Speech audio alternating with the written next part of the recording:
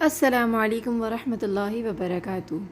حضرت آدم علیہ السلام کا قصہ جیسے کہ ہم نے سن لیا تھا کہ وہ جنت میں رہنے لگے اور شیطان جو تھا وہ اس نے آدم علیہ السلام کو سجدہ نہیں کیا اور اللہ تعالیٰ کی نظر سے، اللہ کی رحمت سے وہ دور ہو گیا۔ اب تو وہ شیطان حضرت آدم علیہ السلام کا اتنا سخت دشمن بن گیا کہ اس نے اللہ تعالیٰ سے کہا کہ آپ مجھے مہلت دیں کہ میں ان کو بہکاؤں۔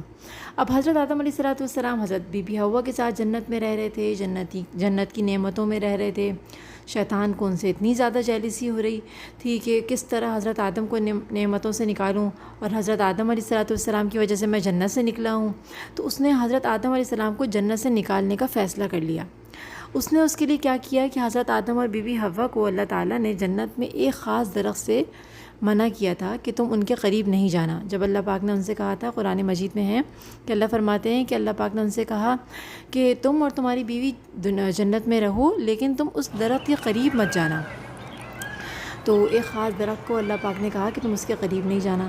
اب شیطان نے سوچا کہ اس درخت کے ذریعے سے ہی حضرت آدم اور بی بی حوا کو جنت سے نکالیں۔ تو اس نے بعض روایتوں میں آتا ہے مور کو بھیجا کہ حضرت آدم علیہ السلام کو جا کے بہکائے۔ بعض روایات کے اندر آتا ہے کہ اس نے جو ہے وہ حضرت آدم کو جنت سے نکالنے کے لیے سانپ کو بھیجا کہ تم جا کر حضرت آدم علیہ السلام کو بہکاؤ۔ تو اب شیطان نے سانپ اور مور کے ذریعے سے حضرت آدم کو بہکا دیا، اور حضرت آدم نے اس درخت سے کھا لیا جس درخت سے اللہ تعالیٰ نے ان کو منع فرمایا تھا۔ اب اس درخت سے کھانے کی دیر تھی، اللہ کی نافرمانی ہو گئی حضرت آدم علیہ السلام سے، پھر تو آندھیاں سی چلنے لگیں، اور حضرت آدم علیہ السلام اور بی بی حوا جو جنت کی نعمتوں میں تھے وہ ساری نعمتیں اللہ پاک نے ان سے چھین لیں، اور روایت میں آتا ہے کہ وہ بے لباس ہو گئے، جنت کا لباس بھی اللہ نے ان سے لے لیا۔ پھر حضرت آدم علیہ السلام نے جنت کے درخت جو تھے ان کے پتوں سے اپنے جسم کو ڈھانکا، اور حضرت بی بی حوا نے بھی اپنے آپ کو درخت کے پتوں سے ڈھانک لیا۔ اللہ تعالیٰ بہت زیادہ ناراض ہوئے، اور اللہ تعالیٰ نے حضرت آدم علیہ السلام اور بی بی حوا کو جنت سے نکال دیا۔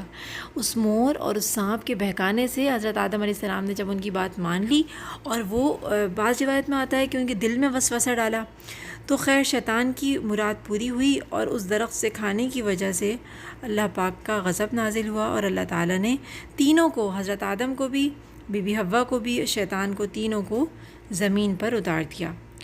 اور اللہ تعالیٰ قرآن میں فرماتے ہیں فَأَزَلَّهُمَا الشَّيْطَانُ عَنْهَا فَأَخْرَجَهُمَا مِمَّا كَانَا فِيهِ۔ تم سب جنت سے نکل جاؤ، یہاں سے نکل جاؤ، اور تم سب آپس میں ایک دوسرے کے دشمن ہوگے۔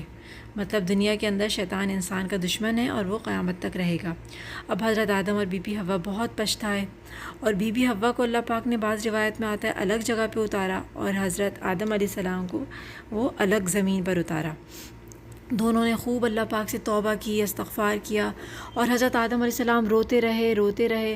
قرآن مجید میں اللہ فرماتے ہیں کہ ہم نے ان کو خود سکھایا کہ تم ان الفاظ کے ذریعے سے توبہ کرو۔ اللہ فرماتے ہیں قرآن مجید میں ربنا ظلمنا انفسنا وان لم تغفر لنا وترحمنا لنكونن من الخاسرین۔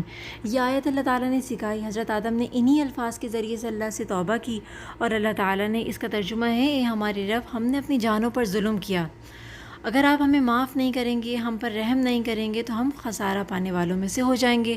اللہ تعالیٰ نے حضرت آدم کی توبہ قبول کی، اور بی بی حوا اور حضرت آدم علیہ السلام دنیا کے اندر اپنی اولاد کے ساتھ رہنے لگے۔ ایک وقت مقرر تک اللہ تعالیٰ نے ہم سب کو دنیا میں بھیجا ہے کہ ہم اللہ کی عبادت کریں۔ اب آدم علیہ السلام اور ان کی اولاد دنیا میں رہنے لگی، اور اللہ پاک نے حضرت آدم علیہ السلام کو بہت زیادہ اولاد دی۔ اللہ تعالیٰ کی آدم علیہ السلام کی اولاد دنیا میں پھلی پھولی، اور خوب دنیا کے اندر اللہ پاک نے ان کو ترقی دی۔ اب ایک وقت مقرر تک اللہ تعالیٰ نے ہم سب کو دنیا میں رکھا ہے۔ اب جو اللہ رب العزت کی حکم کو مانے گا، پیارے نبی کے طریقے پہ چلے گا، حضرت آدم علیہ السلام کے ساتھ جنت میں داخل ہوگا، اور جو شیطان کے طریقے پہ چلے گا، اللہ تعالیٰ قیامت میں اس کو شیطان کے ساتھ جہنم میں داخل کریں گے۔ اللہ تعالیٰ ہم سب کو نبیوں کے طریقے پر چلنے کی توفیق عطا فرمائے۔ اسی طرح کے پیارے پیارے اور اچھے قصے اور سچے واقعات سننے کے لیے ہماری ویڈیوز کو لائک، شیئر اینڈ سبسکرائب کریں۔ انشاءاللہ آپ کو اس چینل پر بہت اچھے قصے ملیں گے، جس سے آپ کی اسلامی نالج میں بھی اضافہ ہوگا، اور انشاءاللہ تعالی ہمیں دنیا آخرت میں اس کا فائدہ ہوگا۔ انشاءاللہ ملتے ہیں نیکسٹ ویڈیو میں۔ السلام علیکم ورحمۃ اللہ وبرکاتہ۔